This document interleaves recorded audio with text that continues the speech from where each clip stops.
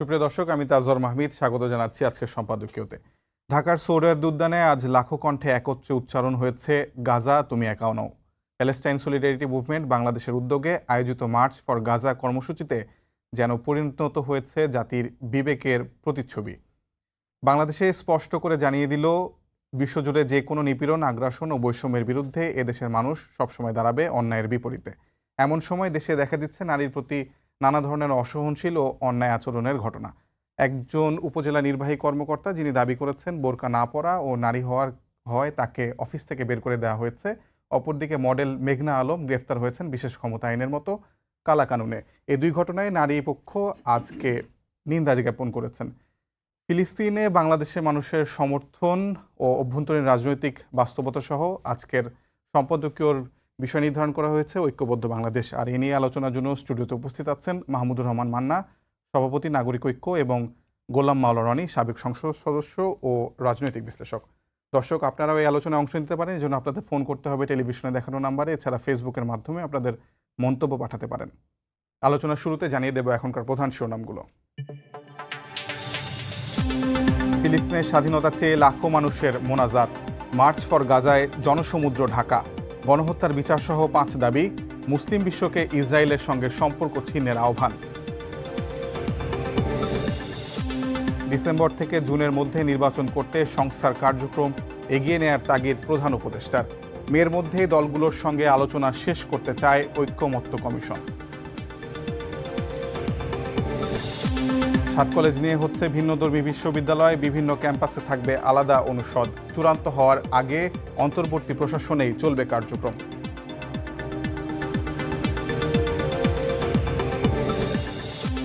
আইন না মেনে শুল্ক যুদ্ধ শুরু করেছেন ডোনাল্ড ট্রাম্প, মন্তব্য WTO আইন বিশেষজ্ঞের। মোকাবেলায় রাজনৈতিকভাবে আলোচনা এগিয়ে নেয়ার তাগিদ ব্যবসায়ীদের।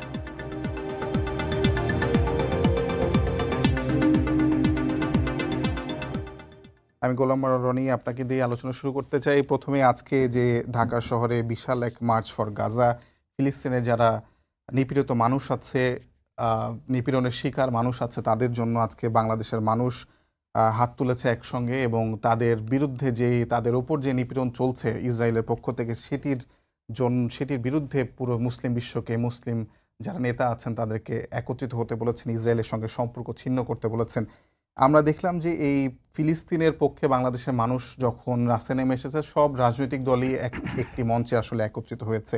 এটি জাতীয় রাজনীতিতে কেমন প্রভাব রাখবে আপনি মনে করেন? অনেক প্রভাব রাখবে। প্রথমত হলো যে এই সমাবেশটি ছিল একটি ব্যতিক্রম ধর্মী সমাবেশ। এরকম সমাবেশ বাংলাদেশে কখনো হয়নি। ফিলিস্তিনের সঙ্গে বাংলাদেশের একটা ঐতিহাসিক সম্পর্ক রয়েছে। আপনারা জানেন যে 60-এর দশকে, 70-এর দশকে, এমনকি 80-র দশকে এখান থেকে নিয়মিত অনেক লোক গিয়েছেন যারা ফিলিস্তিনের পক্ষে ওখানে গিয়ে সরাসরি যুদ্ধ করেছেন, এবং আমাদের রাষ্ট্র সেটা অনুমোদন দিতেন, এবং যারা ফিলিস্তিনে যুদ্ধ করতেন PLOর পক্ষে, তারা আবার ফিরে আসার পর বাংলাদেশে বেশ সম্মানিত একটা সামাজিক অবস্থান তাদের ছিল।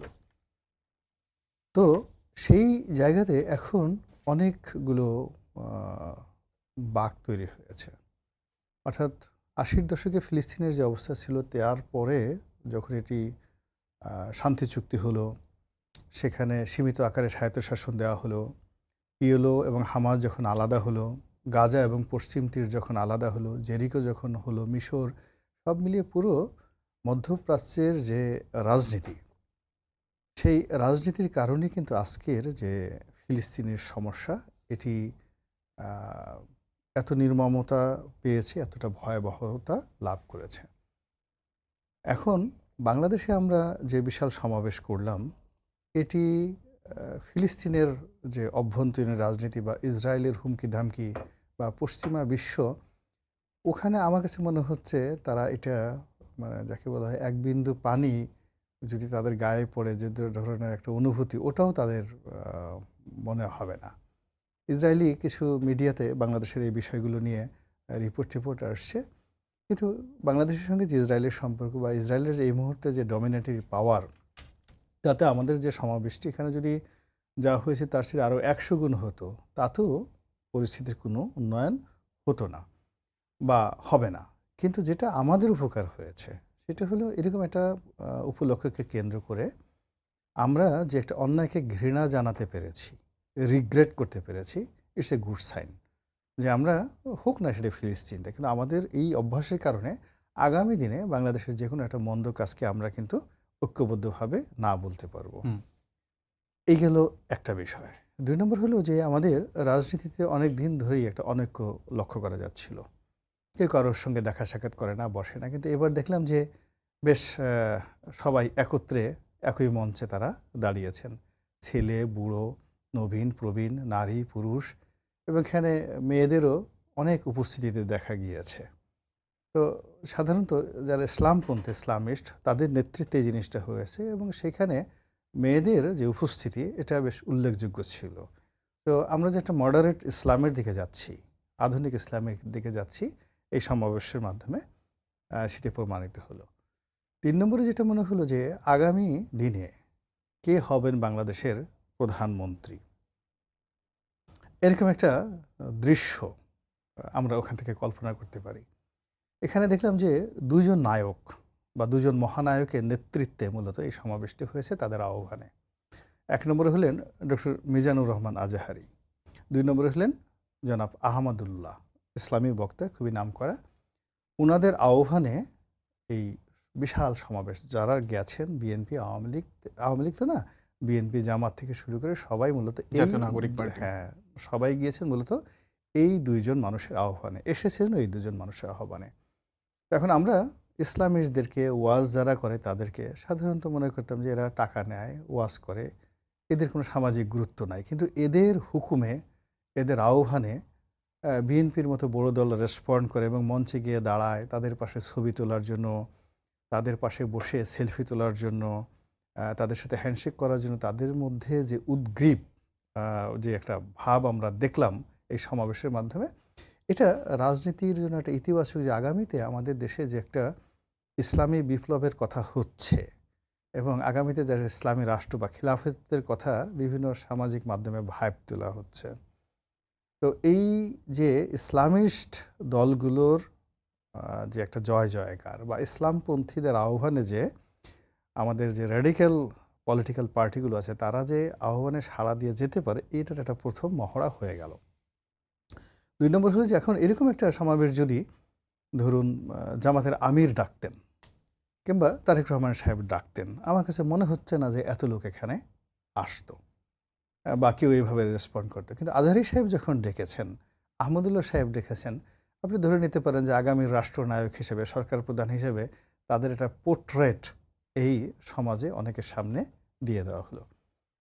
৩ নম্বর হলো যে যেহেতু এখানে আহমদুল্লাহ সাহেব আছেন, আজহারি সাহেব আছেন, এই দুজনের পেছনে একটা রাজনৈতিক শক্তি ব্যাকবোন কাজ করে, সেটা হলো জামাত ইসলামী বাংলাদেশ। এখন ইদানিংকালে বিএনপির সঙ্গে জামাতের যে সম্পর্কটা, এটি বলতে গেলে অহিনকুল দাকুমড়ার সম্পর্ক, আমরা সবাই জানি।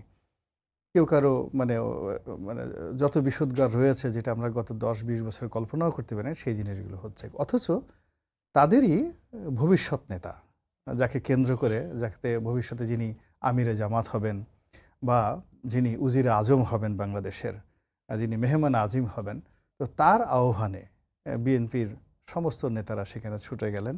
It's a good symptom. মানে জামাতের বর্তমান নেতৃত্বের সঙ্গে হয়তো বিএনপির বর্তমান নেতৃত্বের দূরত্ব থাকতে পারে, কিন্তু জামাতের ভবিষ্যৎ নেতৃত্বকে যে বিএনপি স্বাগত জানায় এবং ভালোবাসে, সেটা আজকের এইখানে চমৎকারভাবে ফুটে উঠল। অসংখ্য ধন্যবাদ। আমি রনি ভাই আপনার কাছে আবার আসবো। আমরা একটু মান্না ভাইয়ের কাছে জানতে চাই যে আসলে রনি ভাই আসলে খুব একটি অ্যানালিটিক্যাল জায়গা থেকে তার বক্তব্য দিচ্ছিলেন। আপনি আসলে বেশ কয়েকটি যখন ঐকমত্যের জন্য আসলে প্রধান উপদেষ্টা নেতৃত্বে বিভিন্ন রাজনৈতিক দলের নেতৃত্বের সঙ্গে আসলে আলোচনা করেন প্রধান উপদেষ্টা, তখন আপনি ছিলেন এবং আমরা দেখেছি যে যখন সাম্প্রদায়িক সহিংসতা হতে যাচ্ছিল তখন এক ধরনের রাজনৈতিক ঐক্য তৈরি হয়েছিল, বন্যার সময় এক ধরনের রাজনৈতিক ঐক্য তৈরি হয়েছিল। এখানেও কি আসলে সে ধরনের রাজনৈতিক ঐক্য তৈরি হয়েছে কিনা এবং অন্তর্বর্তী সরকারের আমলে কি নানা সময় আসলে সব রাজনৈতিক দলের নেতাদেরকে এক কাতারে দেখা যাচ্ছে, যেটা আসলে অতীতে দেখা যায়নি, এমন কি মনে হয় কিনা আপনার? প্রথম কথা হলো যে রনি যেরকম করে পরিস্থিতিটা ব্যাখ্যা করলেন, আমি এরকম করে ভাবিনি। আজকের এই সমাবেশটা খুবই ব্যতিক্রমধর্মী, উল্লেখযোগ্য।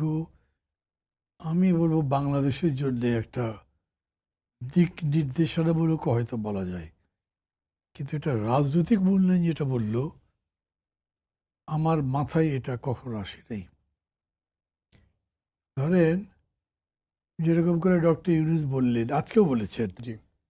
ডিসেম্বর থেকে মার্চের মধ্যে ইলেকশন করে ফেলবার ব্যাপারে যা যা প্রস্তুতি আছে সেগুলো নিয়ে ফেলেন বা নিতে থাকেন। এই নির্বাচনে আমি যে শক্তিকে আমরা আজকে গাজা বাড়তে দেখছি, তাদেরকে দেখছি না। এটা একেবারে পার্টি ভোট হবে। এই ভোটটা যেটা হবে সেটা হবে পার্লামেন্টারি ভোট, এবং পার্লামেন্টারি ভোট মানে হচ্ছে রাজনৈতিক দলের ভোট। রাজনৈতিক দল হিসেবে নিবন্ধিত আছে জামাত, ইসলামিক আরও দল আছে কিছু, তারাও আলাদা করে অংশ নিতে পারে। কিন্তু যে দুজনের নাম উনি বললেন, এই দুজন এইসব দলের কোনো নেতা নন। ফলে অন্তত এই নির্বাচনে আমি তাদের বিবেচনা করতে পারছি না কোনোভাবে, এটা আমি মনেই করতে পারবো না। এখন প্রশ্ন হতে পারে যে এই যে এত বড় সমাবেশ করা হলো, তাহলে রনির কথা অনুযায়ী এটা কি একটা রাজনৈতিক টার্গেট সামনে রেখে করা হয়েছে? এটা আমি জানি না, সেরকম করে বলা হয়নি। তবে এটা আমি বলতে পারি যে এটার পেছনে কোনো রাজনৈতিক টার্গেট আছে। যদি এইভাবে বিষয়টা প্রচার পেত, তাহলে এই ধরনের সময় গণজোয়ার দেখা যেত না। কারণ হচ্ছে, যেমন ধরেন আমি ব্যক্তিগতভাবে অসুস্থ ছিলাম গত 2-3 দিন ধরে। আজকে এখনো আমার একটু জ্বরের ভাব আছে, সর্দি আছে, কাশি আছে। তবু এখানে আসছি যে এখানে আসতে পারি, কিন্তু অত বড় এর মধ্যে হাঁটতে পারতাম না আমি। এখানে আসবার আগে আমি আরও 2টো সামাজিক অনুষ্ঠানে গেছি, যারা এই দলগুলো কিছুই করেন না। এই অনুষ্ঠানগুলো মানে ডিনারের দাওয়াত, কিন্তু রাজনৈতিক লোকজনই ডেকেছেন, রাজনৈতিক লোকজন গেছেন।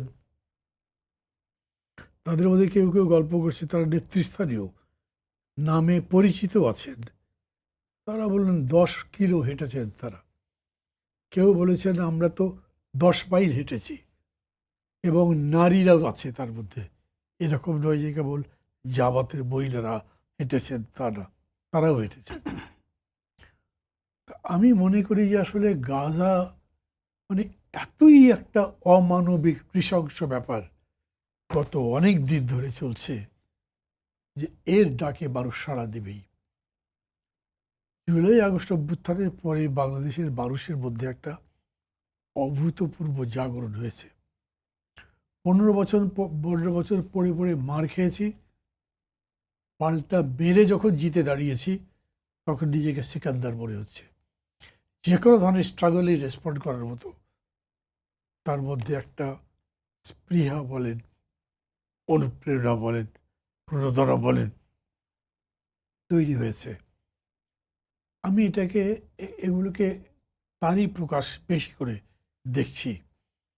কারণ আমি অনেকের কথা বলতে পারি যারা এই রাজনৈতিক চিন্তার কাছেও নেই। ভোট কি দেবেন না দেবেন এটা কিন্তু খুবই একটা বায়বীয় অবস্থা। কারণ 5 আগস্টের পরে বাংলাদেশের মানে যাকে আপনি বডি পলিটিক বলবেন, রাজনীতির যে শরীর বৃত্ত, এটা অনেকখানি আমি বলবো ঝাপসা হয়েছে, বিমূর্ত হয়ে গেছে। মানে এক একটা চেহারা আসছে, বুঝতেই পারছি না এই চেহারাটা কি, এর চরিত্রটা কি, কি ভূমিকা করবেন। অনেকগুলো চেহারা চরিত্র পরিচিত ছিল, তারা পালিয়ে গেছে। এখন মানে ধরেন বিতর্ক করার মতো লোক আছে। রাশিয়ার পতনের পরে আমেরিকা পৃথিবীতে একক, আওয়ামী লীগের পলায়নের পরে বিএনপি বাংলাদেশের রাজনীতিতে একক, এরকমই হবার কথা। হয়তো হয়েছেও তাই, কিন্তু এটা নিয়ে বিতর্ক করার লোকও তৈরি হয়েছে। মানে এরকম একটা অবস্থা হয়েছে, ডক্টর মোহাম্মদ ইউনূস জীবনে রাজনীতি করেননি। বা আমি ওনার ছাত্র ছিলাম, আমি সব জায়গায় বলি, আমি অনেকে জানি রাজনীতি ওনার সাবজেক্টই নয়, রাজনীতির খুব পছন্দ করেন না। উনি তো এই যে ধরেন পরশুদিন বা তার আগের দিনও বললেন যে আমি তো এটা করার লোক নই, আমাকে এখানে নিয়ে আসা হয়েছে, আমি করছি, তাহলে এটা আমি করতে চাই না, আমি আমার যে কাজ সেটা করতে চাই। অথচ সেই মানুষকে সবাই মনে করছে তিনি আমাদের নেতা হওয়া দরকার, সবাই না হোক অনেকে মনে করছে। হুম। এই একটা পরিস্থিতি তৈরি হয়েছে যেটা আমাদের ধারণার মধ্যে ছিল না। তারপরে ধরেন ঠিক 5 আগস্টের আগে এই যে রাজনৈতিক দলগুলো, ইসলামপন্থী যাদের কথা বলা হচ্ছে, তাদের সঙ্গে অনেকে বসতে রাজি হয়নি, কথা বলতে রাজি হয়নি, তাদের নিবন্ধন বাতিল হয়েছে। নিবন্ধন তো এখনো জামাতেরটা দেয়াই হয়নি। মানে এই পরিস্থিতিটাই পানি খেয়ে নেন। মনে হচ্ছে রাতারাতি বদলে গেল। জি, আমরা আবার আসবো আপনার কাছে। তার আগে রনি ভাই আপনার কাছে একটু মানে সমসাময়িক কয়েকটি বিষয় জানতে চাই। যেমন হচ্ছে যে মডেল মেঘনা আলমকে গ্রেফতার করা হয়েছে। আমরা ফিলিস্তিন প্রসঙ্গ থেকে, ফিলিস্তিন যেহেতু একটি জায়গা যেখানে আসলে আমরা সব অন্যায়, নিপীড়ন, বৈষম্যের বিরুদ্ধে কথা বলছি, তো সেই জায়গা থেকে মেঘনা আলমকে যখন গ্রেফতার করা হলো 10 এপ্রিল, তাকে গ্রেফতার করলো না, মানে বাসা থেকে তুলে নেওয়া হলো। পরে রাত্রের বেলায় সিএমএম আদালত তাকে বিশেষ ক্ষমতা আইন 1974 সালের সেটিতে 30 দিনের কারাভোগের নির্দেশ দিয়েছেন। তো এই বিষয়টা আসলে কেমন থেকে যখন 1974-এর বিশেষ ক্ষমতা আইনের মতো একটি কালো আইনে আসলে একজনকে গ্রেফতার করা হয়, আবার অপরদিকে আমরা শুনি যে মুজিববাদ মুর্দাবাদের স্লোগানও উঠছে, আবার শেখ মুজিবের আমলে 1974-এর এরকম একটি কালো আইনেও মানুষকে গ্রেফতার করা হচ্ছে। বিষয়টা আসলে আমার কাছে মনে হচ্ছে এটা বিচ্ছিন্ন ঘটনা। আমি এই ঘটনাটার সামনে পেছনের কিছুই জানি না। আমি শুধুমাত্র ভিডিওতে দেখেছি যে ভদ্রমহিলা তিনি সাহায্য চাচ্ছিলেন। তো ওখানে এমন কিছু সমস্যা আছে, পুলিশে যারা আছে তার সাথে সম্পৃক্ত আরও কয়েকজনকে এর আগে গ্রেপ্তার করা হয়েছে। হুম। মেঘনা আলম যার কয়েকজন গ্রেপ্তার করেছে, এবং পুলিশ বারবার বলতেছিল যে তাদেরকে গ্রেপ্তার করা হয়েছে এবং তাদের স্বীকারোক্তি অনুযায়ী আপনাকে থানায় যেতে হবে, মামলা আছে, ইত্যাদি ইত্যাদি ঘটনা। তো যাই হোক, এখন আমাদের দেশে হলো কি যে কতগুলো আইন আমাদের বাংলাদেশে যা কিছু হচ্ছে, এই সন্ত্রাস দমন আইন বলেন বা স্পেশাল পাওয়ার্স অ্যাক্ট বলেন, ইভেন এই যে আইসিটি অ্যাক্ট বলেন, সমাজে অপরাধ প্রবণতার এত ভ্যারাইটি হয়ে গিয়েছে যে কখনো কখনো আসলে এই জিনিসগুলো কিন্তু অপরিহার্য হয়ে যায়। ফলে ঢালাওভাবে এটা খারাপ ওটা খারাপ এটা বলার চেয়ে বরং একটা ঘটনায় যদি সেটা অন্যায় হয়ে থাকে, মেঘনা আলমের যেটা, সেটা আমাদের সবারই আওয়াজ তোলা উচিত যে কেন এই কাজটা এই সময়টাতে করা হলো। আবার একই সঙ্গে আমাদের এই প্রশ্ন করা উচিত যে একজন ভদ্রমহিলাকে গভীর রাত্রে তাকে গ্রেপ্তার করা, গভীর রাত্রে তাকে সে সিএমএম কোর্টে নিয়ে হাজির করা, এখানে প্রশাসন যত তৎপরতা দেখালো, কেন বাটার শোরুম চুরি করার ক্ষেত্রে, ভাঙচুর করার ক্ষেত্রে, কেএফসি ভাঙচুর করার ক্ষেত্রে পুলিশ এখানে তৎপরতা দেখালো না? এই যে ফিলিস্তিনিদের ইস্যুকে কেন্দ্র করে আমরা যে ঐক্যমত দেখালাম, আমরা যে স্পিরিট দেখালাম, নীতি নৈতিকতার বিষয় আমরা দেখালাম, ঠিক এই জিনিসগুলো যদি আমরা আমাদের এই সমাজে চিরাচরিত যে অপরাধগুলো এই মুহূর্তে আমাদের জীবনকে একেবারে আমাদেরকে রীতিমতো আগামী দিনের গাঁজা বানিয়ে ফেলার মতো অবস্থায় নিয়ে যাচ্ছে। আপনি চিন্তা করুন যে এই সমাজে যখন মবগুলো হচ্ছে, যে মবগুলো আমাদের দেশে ইতিমধ্যে হয়েছে, একজন শিক্ষকের ক্ষেত্রে, একজন প্রিন্সিপালের ক্ষেত্রে, একজন পুলিশ কর্মকর্তার ক্ষেত্রে, একজন সরকারি কর্মকর্তার ক্ষেত্রে, একজন পলিটিক্যাল লিডারের ক্ষেত্রে, আসলে এটা এতটা অবমাননাকর, এতটা কষ্টকর যে এর চাইতে যদি ইসরায়েলি সৈন্যরা এসে তাদেরকে সরাসরি ফায়ার করে দিত, গুলি করে দিত, এটা বোধহয় যে ভুক্তভোগী তার কাছে এটা খারাপ লাগতো না। তো কাজে এই বিষয়গুলো, অর্থাৎ আমরা যেমন ফিলিস্তিনের মুসলমানদের দুর্ভোগ দুর্দশা নিয়ে বিশাল কিছু করছি, কাশ্মীরের মুসলমানদেরকে নিয়ে আমাদের আবেগ প্রচণ্ডভাবে কাজ করছে, শ্রীলঙ্কার মুসলমানদেরকে নিয়ে আমরা মোনাজাত করছি, ইসরায়েলকে আমরা লানত দিচ্ছি যে আল্লাহ ওদেরকে দুনিয়া থেকে ধ্বংস করে দাও, আবাবিল পাখি পাঠিয়ে দাও। তারপরে শেষে আমরা খ্রিস্টানদেরকে, মানে ইহুদি এবং নাসারা, খ্রিস্টানদেরকে নাসারা বলে ইন্দো ইহুদি যে চক্রান্তে মুসলমানরা তছনছ হয়ে যাচ্ছে, এই কথাগুলো যত সুন্দরভাবে বলছি, মোনাজাতে বলছি, ঠিক যারা মোনাজাত করছে, ওয়াজ করছে, মাহফিল করছে, তারা যদি দেখা গেল সৌদি সরকারের পক্ষ থেকে একটা মাগনা হজ করার দাওয়াত পেল, মুহূর্তের মধ্যে তাদের ওয়াজ উল্টে যাচ্ছে। এই জায়গাগুলোতে আমাদেরকে একটা মোরাল যে জায়গা, সেই মোরালের জায়গাতে একটা স্ট্রেংথ চলে আসতে হবে। আমরা খুব স্ট্রং করে বলতে পারি, আমাদের নামের পাশে যেমন আজাহারি আছে, আজাহারি যাকে আমরা বললাম ভবিষ্যতে উজিরে আজম, তো সে কোথা থেকে পাশ করেছে? আল আজহার বিশ্ববিদ্যালয় থেকে। আপনারা জানেন যে আজকের এই প্যালেস্টাইনের যত দুর্ভোগ দুর্দশা, তার পেছনে 1 নম্বর রাষ্ট্র হলো মিশর, আর 2 নম্বর রাষ্ট্র হলো জর্ডান, মিশর এবং জর্ডান। আর এই সমস্যাটা সমাধানের ব্যাপারে সবচেয়ে গুরুত্বপূর্ণ ভূমিকা পালন করতে পারে সৌদি আরবিয়া। এই গেল 1। 2 নম্বর হলো যে এই আল আজহার বিশ্ববিদ্যালয়, ওখানকার যিনি আচার্য, তিনি ওখানকার শরিয়া আদালতের চিফ জাস্টিস, এবং প্রেসিডেন্ট সিসির পরেই হলো তার রাষ্ট্রীয় প্রোটোকল। এবং তার যে ক্ষমতা, সেই ক্ষমতা হলো সে সিসিকে ক্ষমতাচ্যুত করতে পারে। এবং টোটাল আরব বিশ্বে 2টো মতবাদ, মালিকি মতবাদ এবং হাম্বলি মতবাদ অত্যন্ত শক্তিশালী। আমাদের দেশে যেমন হানাফি মতবাদ মাযহাব, ওখানে এই 2টো মতবাদ, এই 2টো মতবাদের স্কুলের নিয়ন্ত্রণ হয় আল আজহার বিশ্ববিদ্যালয় থেকে।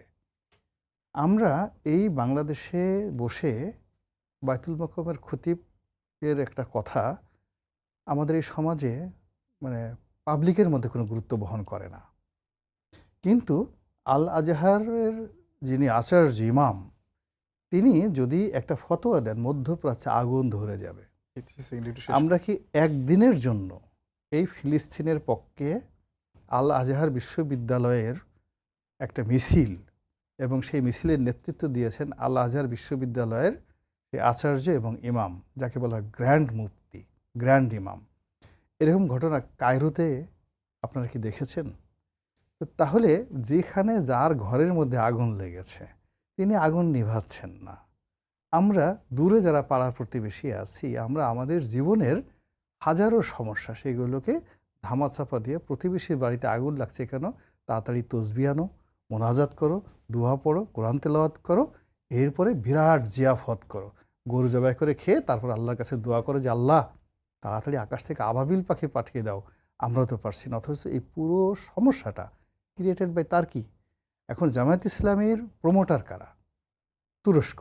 অথচ এই যে ইসরায়েলের যে সমস্যা, তাদের প্রধান প্রমোটার কারা? তুরস্ক।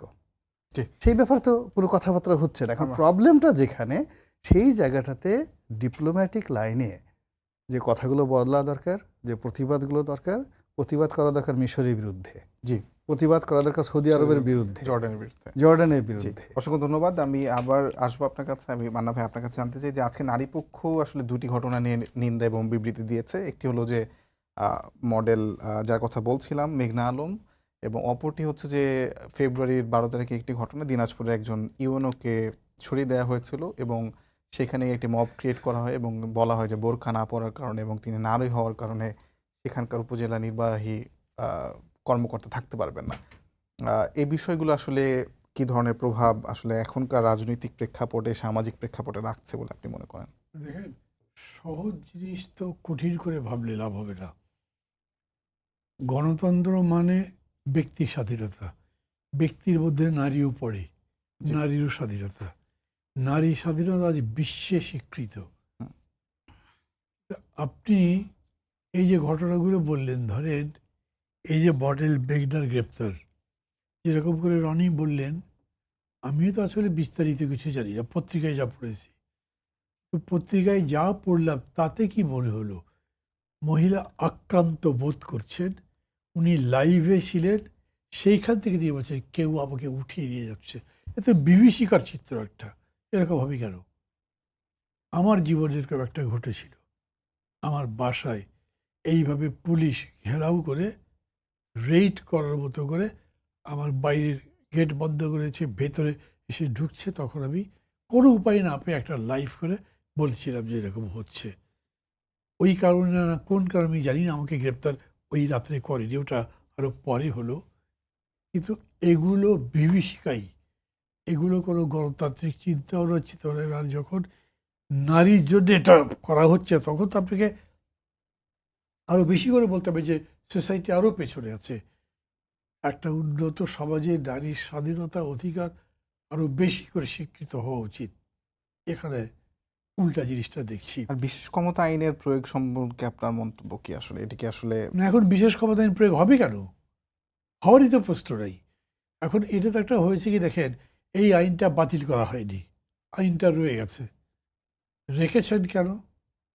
হ্যাঁ, এখন যারা ক্ষমতায় আছে তারা বলতেই পারেন আমরা ভাই এত ভাববার সময় পাইনি, দেখবো এটা পরে, নিশ্চয়ই এই জিনিস আসবে আমি মনে করি। কিন্তু এই আইন যে প্রয়োগ করলো, যে লোকটা প্রয়োগ করলো, তাকে প্রয়োগ করবার ক্ষমতা কে দিয়েছে, তাকে নির্দেশ কে দিয়েছে, সেটাকে ইনভেস্টিগেট করে তার ব্যাপারে ব্যবস্থা নেওয়া হবে। আমি আজকে আপনাদের এই টেলিভিশনের মাধ্যমে যে সমস্ত দর্শক শ্রোতা আমার কথা শুনছেন তাদের বলি, চোখ রাখেন এটার উপরে, দেখেন যে এই ব্যাপারে আর কিছু হয় কি না। এখন এরপর একটা মামলা দেওয়া হবে।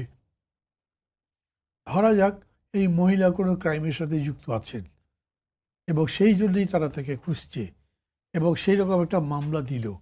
এই মামলার বিশ্বাসযোগ্যতাও তো পাওয়া মুশকিল, কারণ আপনি যেভাবে তাকে নিয়ে গেলেন তাতেই তো বলেছে যে আপনি একটা স্টোরি তৈরি করছেন। তা করবেন কেন? যেহেতু তো স্টোরি তৈরি করছেন, আমি এটাকে রিলেট করছি। আপনি খেয়াল করে দেখেন, মাথায় টিপ পড়লে নারীকে অপমান করা হয়েছে, কক্সবাজার সমুদ্র সৈকতের মধ্যে হেঁটে বেড়াচ্ছে তাতে অপমান করা হয়েছে। আর এই যে ম্যাজিস্ট্রেটের কথা বললেন, ইউনো হ্যাঁ, ইউনো। ইউনোর কথা, তাকে তো অফিসিয়াল প্রোটেকশন দেওয়ার কথা ছিল, দেওয়া হলো না কেন? এখন এই সরকার হয়তো 10টা ভালো কাজ করছেন, কিন্তু এই কাজটা কি? এই দায়িত্ব তো তারই, হুম। তারই জবাব দেওয়া উচিত। এখন আপনি যদি মনে করেন না রে ভাই সরকারটা ভালোই করছে, এইটা কি হচ্ছে একটু দেখি, তাহলে কিন্তু গণতন্ত্র হবে না। তাহলে এই উন্নয়ন আপনি ভাবছেন সেটা হবে না, কারণ এক চোখে আদা বেচবেন আর এক চোখে লবণ বেচবেন, এইটা গণতন্ত্রের নিয়ম নয়। জি, আমি আসবো। রনি ভাই, আপনার সময় স্বল্পতা আছে, আমি ঝটপট কয়েকটি প্রশ্ন করতে চাই। তার মধ্যে একটি হচ্ছে যে চারুকলায় শেখ হাসিনার মুখাবয়ব যেটি আনন্দ শোভাযাত্রায় ব্যবহার করার কথা ছিল সেটি আসলে পুড়িয়ে দেওয়া হয়েছে ভোর রাতে। এই বিষয়টিকে নিয়ে সংস্কৃতি উপদেষ্টা মোস্তফা সরোয়ার ফারুকী বলেছেন যে এটি আসলে শেখ হাসিনার দোসররা বা স্বৈরাচারী দোসররা এটা করেছেন, ফ্যাসিস্টের দোসররা করেছেন। তো আসলে এখানে কি চারুকলার যে শোভাযাত্রা সেটি কিনে আসলে সবসময় একটু উদ্বেগ থাকে প্রতি বছরে? এখানে কি আসলে সরকারের বা অন্তর্বর্তী সরকারের কি নিরাপত্তা দেওয়ার ক্ষেত্রে কিছুটা ঘাটতি আপনি দেখেন কিনা?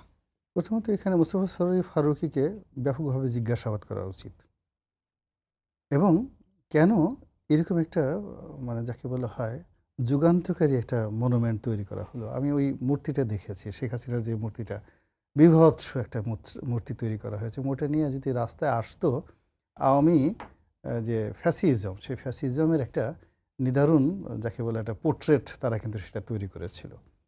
এখন এটা নিয়ে আগুন লাগাবে, ফ্যাসিবাসের যারা শক্তি আছে তারা সেটা নষ্ট করার চেষ্টা করবে, এরকম একটা অনুষ্ঠান পণ্ড করার চেষ্টা হবে, এটা স্বাভাবিক বিষয়। এখন এই কাজের জন্য দায়িত্বপ্রাপ্ত কে? মোস্তফা সরোয়ার ফারুকী। এখন তিনি সেই দায়িত্ব পালন করেননি। তিনি যদি সেখানে বলতেন যে এটার নিরাপত্তা বিধান করো, পাশে শাহবাগ থানা, তো শাহবাগ থানা, তো এখানে শাহবাগ থানার যিনি ওসি সাহেব আছেন তাকে যদি নির্দেশনা দিতেন, পুলিশের আর আলাদা টিম থাকতো এই জিনিসটা রক্ষা করতে, এই জিনিসটা ঘটতো না। তো তিনি এই জিনিসটা করেননি, এই জন্য তো আসলে তার শাস্তি হওয়া উচিত। দ্বিতীয়ত তিনি তার নিজের যে দুর্বলতা বা নিজের যে অক্ষমতা সেটা প্রকাশ না করে তিনি শেখ হাসিনার ভাষায় কথা বলছেন। শেখ হাসিনার জামানাতে যা কিছু হতো সব কিছুর জন্য তারেক জিয়া দায়ী, সব কিছুর জন্য জামাত দায়ী, সব কিছুর জন্য রাজাকার আলবদর দায়ী। আর এখন এই অযোগ্য লোকদের একটা ট্রেন্ড হয়ে গেছে যে সব কিছুর জন্য শেখ হাসিনা দায়ী, নিষিদ্ধ ঘোষিত ছাত্রলীগ দায়ী। ফলে এখানে যারা এই কুকর্ম করেছে বা যারা এই অপকর্ম করেছে, তো তাদের জন্য আমরা যারা আছি আমরা টকশোতে বসে অনেক কথা বলতে পারি, কিন্তু দায়িত্বপূর্ণ পদে থেকে ফারুকী কথা বলতে পারেন না। তাকে কথা বলার জন্য তথ্য লাগবে, উপাত্ত লাগবে, প্রমাণ লাগবে। ফ্যাসিবাদের কারা কী করেছে, এই দিন সেই দিন নয়। যদি দিন থাকতো তাহলে তো ফারুকী এখানে উপদেষ্টা হতে পারে না। এখানে জনগণের ভোটে আসুক না ফারুকী, পরবর্তীতে নির্বাচন যখন হবে ওকে দাঁড়াতে বলেন, একজন সংসদ সদস্য হতে বলেন, বা মান্না ভাই বা আমাদের মতো আমরা যারা আছি অন্য সময় যখন এই চেয়ারটা ছেড়ে দেন আমাদের সাথে এসে টকশোতে বসতে বলেন, প্রেস ক্লাবের সামনে দাঁড়াতে বলেন, কয়জন তাদের অডিয়েন্স হয়। এই যে একটা সুযোগ তারা পেয়েছে, তো এই সুযোগটাকে তারা তো কাজে লাগাতে পারছে না। কাজে না লাগিয়ে এই সুযোগকে ইতিমধ্যেই তারা বিভিন্ন অপকর্মে তারা ব্যবহার করেছে। এই যে আমাদের তাকে নিয়ে যে স্ক্যাম হলো শিল্পকলা একাডেমিতে, সরাসরি সেখানে টাকা চাওয়ার অভিযোগ, যে সমস্ত কথাবার্তা হলো। তো আমি বুঝি না যে ডক্টর মোহাম্মদ ইউনূসের মতো একজন প্রাজ্ঞ লোক, অভিজ্ঞ লোক, উনি এদের খপ্পরে কী করে পড়লেন। ওনার মতো একটা বিশ্ববিখ্যাত মানুষ, এত ডক্টরেট ডিগ্রি, সারা দুনিয়ায় ওনার প্রায় 250-র মতো ডক্টরেট ডিগ্রি আছে, সম্মাননা আছে। তা ওনার যারা আমির হবেন, উজির হবেন, নাজির হবেন, সহযোগী হবেন, সহকারী হবেন, তাদের তো একটা কোয়ালিটি থাকবে। সেই কোয়ালিটিতে ফারুকী সাহেবের মতো মানুষ ওনাদের এই ক্যাবিনেটে আসে কি করে, কে সিলেক্ট করেছে? জি, অসংখ্য ধন্যবাদ। ফলে এই জিনিসগুলো মানে আমাদের শোনাটাও এটা রীতিমতো অপরাধ। এই কথা ফারুকী বলেছে, আমরা এটা নিয়ে আলোচনা করছি, আর আমার মতো মানুষ, মান্না ভাইদের মতো মানুষ, আমি বলতেছি ফারুকী নিয়ে, আর মান্না ভাই এই কথা শুনতে হচ্ছে, এটাও আমাদের জন্য একটা অপমানজনক একটা অবস্থা। অসংখ্য ধন্যবাদ। মান্না ভাই, আমি আসলে একেবারেই সাম্প্রতিক মানে আজকের কয়েকটি উক্তি ধরে আজকে আপনাকে শেষ প্রশ্নটি করতে চাই। সেটা হলো যে বিএনপি চেয়ারপারসন উপদেষ্টা জয়নুল আবেদীন ফারুক, তিনি আজকে বলেছেন যে নির্বাচন পেছাতে চক্রান্ত চলছে। তিনি এমন মন্তব্য করেছেন এবং একই অনুষ্ঠানে তিনি আরেকটি মন্তব্য করেছেন যে আওয়ামী লীগ নেতাদের গ্রেফতার করা হলেও তাদের সুযোগ সুবিধা দিয়ে বিচার থেকে দূরে সরিয়ে রাখা হচ্ছে। আপনি এই দুটি বিষয় নিয়ে কি আসলে একমত কিনা আমি জানতে চাই। খুব বিব্রতকর প্রশ্ন করেন, বুঝতে পেরেছেন? এটা করেন না, মানে এই দুটো প্রশ্ন বিব্রতকর হয় মানে একসাথে চলছি তো, আন্দোলন করছি, একটা ট্রেন্ডের মতো আছে তো আমাদের। এই যে ব্লেম গেম অনেক আগে থেকেই চলে আসছে। 5 আগস্টের অভ্যুত্থানের পরে এটা মানে আশা করা গেছিল যে এই কালচার থেকে আমরা বেরিয়ে আসতে থাকবো আস্তে আস্তে, কিন্তু এই অভ্যুত্থানের স্পিরিটটাই আমাদের সবার মধ্যে ঠিক মতো আসে নাই। কেন? মানে ধরেন, বাংলাদেশে একটা অদ্ভুত দেশটা, এই দেশে একবার সরকার বিরোধী আন্দোলন হয়েছে, সরকারের পতন হয়েছে, বিরোধী দল পলাতক, বিরোধী দল। আর এইবার একটা বিশাল অভ্যুত্থান হলো, স্বৈরাচারের বিরুদ্ধে, ফ্যাসিবাদের বিরুদ্ধে রক্তাক্ত আন্দোলন। ফ্যাসিবাদের পরাজয়ের পরে মূল যে বিরোধী দল সে তো সাইডলাইনে ছিল। তার মানে অনেক বড় গ্যাপ তো আছে জনগণের সঙ্গে, আপনার তখনই বোঝা দরকার। এবং এই গ্যাপটা মানে শুধুমাত্র কিছু বক্তৃতাবাজিতে না, সামগ্রিক কিছু, এবং এই সব কিছু মিলেই তো আমি বলি তার নাম সংস্কৃতি। তো এইখানেও এরকম একটা ব্যাপার হয়েছে যে ওই যে একটু আগে রনি বলছিলেন না, যে আগে যেরকম একটা অবস্থা ছিল, কিছু হতো তো জামাত শিবির করেছে, এখনও যদি এরকম যাই করেছে সব স্বৈরাচারের দোষর। আর ওইখানে স্বৈরাচারের দোষর গেল কিভাবে? এখন ঢাকা ইউনিভার্সিটিতে ছাত্রলীগের ছেলেরা আছে নাকি তাই? মানে এগুলো আমি যদি বলি তাহলে কেউ হয়তো বলবে ওদেরকে ডিফেন্ড করতে চেষ্টা করছে দেখি। এটা তো ডিফেন্ড করা বা অফেন্ড করার প্রশ্ন না, প্রশ্ন হচ্ছে আপনি বাস্তবে আছেন কিনা, বাস্তবে থেকে সেই বাস্তবটিকে বদলাবার চেষ্টা করছেন কিনা। এবং সেরকম যদি হয় তাহলে এই যে বলা হলো যে কোনো একটা মহল থেকে নির্বাচনকে পিছিয়ে দেওয়ার ষড়যন্ত্র হচ্ছে, সে তো হতেই পারে। মানে অনেকেরই অনেকভাবে ইন্টারেস্ট থাকতে পারে যে এখন আমি 2 মাস পরে ভোট চাই, 1 বছর পরে চাই, 5 বছর পরে চাই। আজকাল তো দেখেন ফেসবুকে খুব ক্যাম্পেন হচ্ছে ডক্টর ইউনূসকে 5 বছর রাখাও, একজন উপদেষ্টা পর্যন্ত সব বক্তৃতা করেছেন। তো আপনি এটাকে একটা যুক্তি দিয়ে বলেন ডক্টর ইউনূস কি 5 বছর থাকতে চান? কখনো কি বলেছেন? আজকেও তার বক্তৃতা আমি পড়ে আসলাম, আজকে তিনি বলছেন যে ডিসেম্বরে নির্বাচনের লক্ষ্যে সংস্কারের উনি তো কার্যক্রম থাকতে চাচ্ছেন দ্রুত না। এগিয়ে তো নেওয়ার আপনারা কারা তাগিদ যে দিয়েছেন। তাকে জোর করে রাখতে চাচ্ছেন? আর আপনি যদি রাখেন কিভাবে রাখবেন? একটা বিশেষ পরিস্থিতিতে উনি ক্ষমতায় এসছেন, আমরা সবাই মিলে চেয়েছি। আর একটা বিশেষ পরিস্থিতিতে তাকে যখন চাইব না, তখন কি হবে? তার সম্মান কোথায় যাবে? ওই রকম বিশেষ পরিস্থিতি তৈরি হবার আগেই উনি সম্মানের সাথে যাক। আপনি যদি আরো বেশি দিন চান তাহলে আপনি একটা পদ্ধতি করেন যেটা সবার কাছে গ্রহণযোগ্য, যাতে উনি থাকতে পারেন। মানে শেষ অংশটা আসলে আওয়ামী লীগের নেতাদের গ্রেফতার করা হলো, তাদের সুযোগ সুবিধা দিয়ে বিচার থেকে দূরে সরিয়ে রাখা হচ্ছে, এমন অভিযোগও করেছেন ফারুক সাহেব। আপনি কি আসলে এটার সঙ্গে একমত কিনা? 30 সেকেন্ড। আমি তো এরকম দেখছি না, আমি বুঝছি না লিগালি এরকম যে করা হচ্ছে, আমি দেখছি এটা একটা অভিযোগ আছে, একটা মামলাও শুরু করতে পারলেন না কেন? ৮ মাস হয়ে গেছে তো।